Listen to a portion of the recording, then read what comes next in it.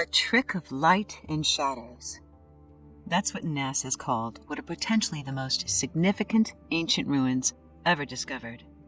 What appear to be a face, pyramids, and archaeological ruins on Mars. That was almost 50 years ago, and thanks to extremely low-res photographs, altered high-res photographs, and comments stating it's not worth investigation, the area known as Cydonia remains a complete mystery to the public. And images that continue to come from Mars distract from what is truly relevant about the Red Planet. Meanwhile, other researchers have pieced together information so remarkable it led one man, Dr. Tom Van Flandern, a PhD in astronomy and formerly chief of a branch of the U.S. Naval Observatory, to say this in 2002. The odds of the anomalous items imaged in the Cydonia region of Mars being of natural origin are 1,000 billion to 1 against this theory.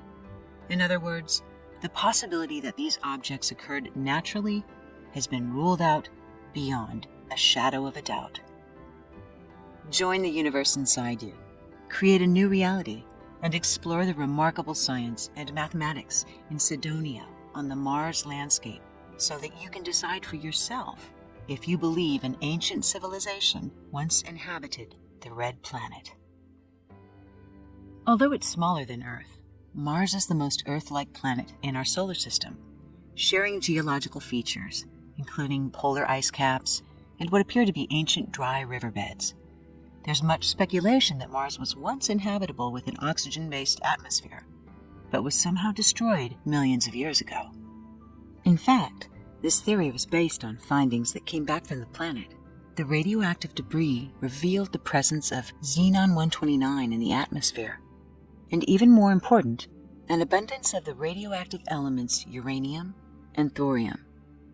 These nuclear isotopes are identical to those which occurred after hydrogen bomb tests on Earth, although there appears to be considerable scientific reservation to address it. In 2014, Dr. John Brandenburg published his research, Evidence for Large Anomalous Nuclear Explosions in Mars's Past, concluding that Mars may present an example of a civilization wiped out by a nuclear attack from space. But it's the photographs that were sent back from Mars probes that have most raised eyebrows. Perhaps the most well-known anomaly on Mars is the face taken in a grayscale photograph by NASA's Viking 1 orbiter in 1972 as it passed over the region of Cydonia. Not surprisingly, NASA's response to the clear shape of the huge 1.5-kilometer face staring into the heavens was that it was just a case of pareidolia. This is the name given to the tendency to see patterns and familiar things in random data or images. In ancient times, it was a way to make sense of what didn't make sense, and has thus been used as a common accusation by skeptics. Examples would include seeing Jesus in a piece of toast, or an apparition on a building in the shape of the Virgin Mary. So it makes sense that seeing a face in a rock on another planet would be a clear case of pareidolia, except for one thing: the multiple pyramids around and near the face structure. Citing pareidolia, however, NASA claimed they wouldn't be bothered with exploring it. But a passionate researcher named Richard Hoagland gathered his own team of experts and discovered some astonishing facts about the structures in the area.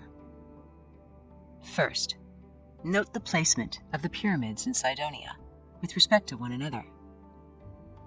Now, compare this to the placement of the pyramids at Giza in Egypt. If that isn't enough to pique your interest, now note the location of the pyramids of the Sun in Mexico. And finally, the placement of the Chi'an pyramids in China. But the real eye-opener is when you compare all these pyramid structures to what appears to be the message of their placement, the constellation Orion, which shares the exact positions and angles with which Giza in particular is known to be perfectly aligned. But this was just the beginning. What Hoagland's team discovered about Cydonia goes far deeper than the existence of a face or pyramids on another planet. His team believes that Cydonia carries a profound cryptic message, one that addresses the consistent latitude of the most powerful energy centers of each and every planet, and the interdimensional possibilities that that point may hold. To understand their discovery, we must first clarify why they believe that these images actually reflect an ancient civilization. After millions of years, it's a difficult thing to see, but there is enough evidence of angularity and structural engineering to discard the possibility that it was a natural formation. Hoagland named what was visible of the structures the city, the fort, the cliff, and Tholis, which means a small dome-shaped hill. The positions with respect to each other revealed the first clue. Another clue was found in the pentatonic pyramid, named D and M, which was engineered with certain geometric angles. The angles of the structures and their relationship to each other revealed numerical constants well known in math. 3 of the recurring numeric values are 0.865, the ratio of E, which is equal to 2.7, and pi, which is 3.142. These are mathematical bases for the hexagon, the pentagon, and the classic proportions of the golden ratio. No less than 20 of Cydonia's internal and angled ratios redundantly express 3 square root values. Altogether, the structures are placed to conform to the golden mean. Is all of this just a coincidence? And is it coincidence that the pyramids of Giza share the same mathematical relationships? Then an even more amazing discovery unfolded: the revelations and implications of the number 19.5. If you put 2 tetrahedrons inside a sphere, the apexes will hit at exactly 19.5 degrees latitude, north and south. This is precisely the latitude where all major energy vortexes appear on every planet, including Earth. The most obvious example is the red storm on Jupiter, but also the vast Olympus volcano on Mars. On Earth, in addition to Mauna Loa, the most active volcano, there are numerous sacred sites at 19.5 latitude north and south. This information is well explained in the book Earth Grids: The Secret Patterns of Gaia's Sacred Sites by Hugh Newman. Among the locations that share the 19.5 degree latitude are those listed here. And here's a map. The tetrahedral constant, 19.5 degrees, was found encoded everywhere in the region of Cydonia. There was, for example, a set of 16 little mounds in the city area examined by a man named Horace Crater, a physicist and pattern analysis expert at the Tennessee Space Institute. Crater was astounded to discover the mounds were definitely not randomly placed features. Even the angles on these smaller mounds were tetrahedral and functions of 19.5 degrees. Why is this significant? Based on all the evidence the team found, they concluded that the latitude of 19.5 and a planet's natural vortex is associated with hyperdimensional physics. Literally, the potential to transcend dimensions. In fact, the ancient symbol of the Merkaba uses the same 2 tetrahedrons inside a sphere. This symbol has been called the Chariot of the God and is known to be a torsion field associated with the expansion of consciousness and potentially a gateway to higher dimensions. Using the universal language of mathematics, the true message of Cydonia, according to Hoagland and his team, reveals what our ancients knew and conveyed through perfectly aligned architectural engineering. This is a good place to note that both Mars explorers, the Viking, and the Pathfinder were precisely selected to land on Mars at 19.5 degrees north. Also worth noting, the tetrahedrons and the Merkaba have mysteriously appeared in more than one crop circle in recent years. Is someone hoping we see the relevance of this symbol and the association with 19.5 degrees latitude? But let's get back to the face.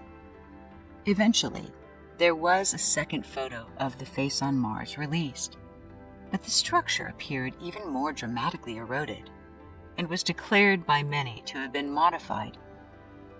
One person who noticed this was the American investigative journalist and regional Emmy Award-winning documentary filmmaker, Linda Moulton Howe. As she recounted her investigation of the image, she explained how it was offered to her by the government, as it is here. But later, she traveled to Boston and met a man named Mark Carlotto, who worked in the analytical sciences for the Department of Defense. It was there, she claims, that after enduring grueling top-secret clearance, he showed her a high-res image of the face on Mars, which was very different from what the public had seen. So detailed, in fact, that you could see two thin lines across the front, similar to the faces in Egypt. She said, the eye on the full side had a pupil, an iris, and a white. You could definitely see those three parts. And in the mouth area, you could see the teeth. She described it as a monumental sculpture made with the intent of warding off. No one in the public has seen the image that Linda saw, but she claims the detail and the ominous nature of it will remain imprinted in her mind. Another thing Hoagland's team did was to take the left side of the structure, visually duplicate it, and flip it onto the other side. It's curious how it resembles the feline-like faces seen in Egypt and on the Sphinx. It would be good to mention that Sidonia's face is not the only one that appears on Mars. In fact, there have been so many images of face and head-like structures, it becomes stranger to think they're all naturally occurring and were not the result of some kind of intelligent design. If the relationship between the red planet and our own is not evident, there are some ancient derivatives from multiple cultures that are worth considering. For example, the Egyptian capital Cairo is derived from the name Al-Qahira, denoting Mars the Victorious. The ancient Egyptians called Mars Horus of the Horizon, Herakti, which was the very same name given to the Great Sphinx. Mars was also called Horus the Red, and for a long time the Sphinx was painted red. Just as the Great Sphinx is the hybrid of a man and lion, in ancient Hindu myths, Mars was known as the man-lion. These are just a few of the many references to the red planet in our ancient history. Mars continues to make news, but if you try to search online for detail about Sidonia, you'll be left with a deep frustration and mystery. Any photographs that you do see are typically so old or low-res, they reveal next to no detail. NASA has repeatedly dismissed this area as unworthy of closer investigation.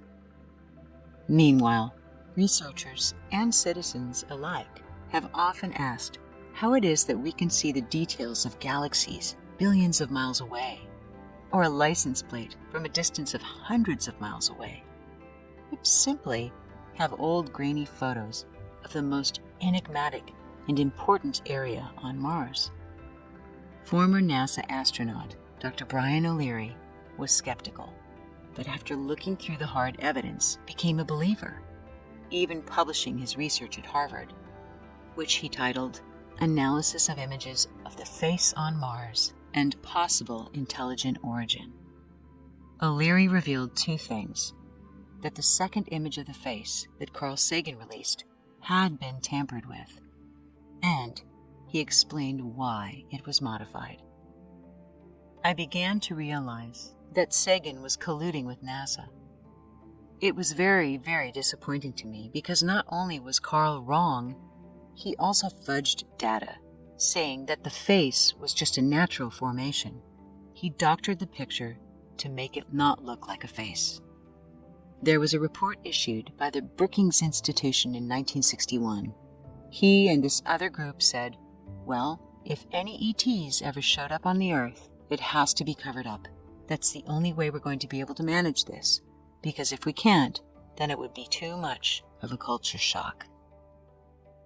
Another important physicist who managed the Clementine mission to the moon, John Brandenburg, also spoke out about the structures on the surface of Mars and shared the insanity of it from a scientist's point of view. These two pictures tell you everything you need to know about what's at Cydonia Mensa. If you see on a planet that used to be Earth-like a carved human face and a pyramid within 5 kilometers of each other, it doesn't take a rocket scientist to figure out what this all means. You can connect the dots. I mean, sometimes, and I can tell you as a scientist, and I've seen other scientists do this, if you're cornered, you're just brazing it out. You hold up a picture of a buffalo and insist that it's a dog.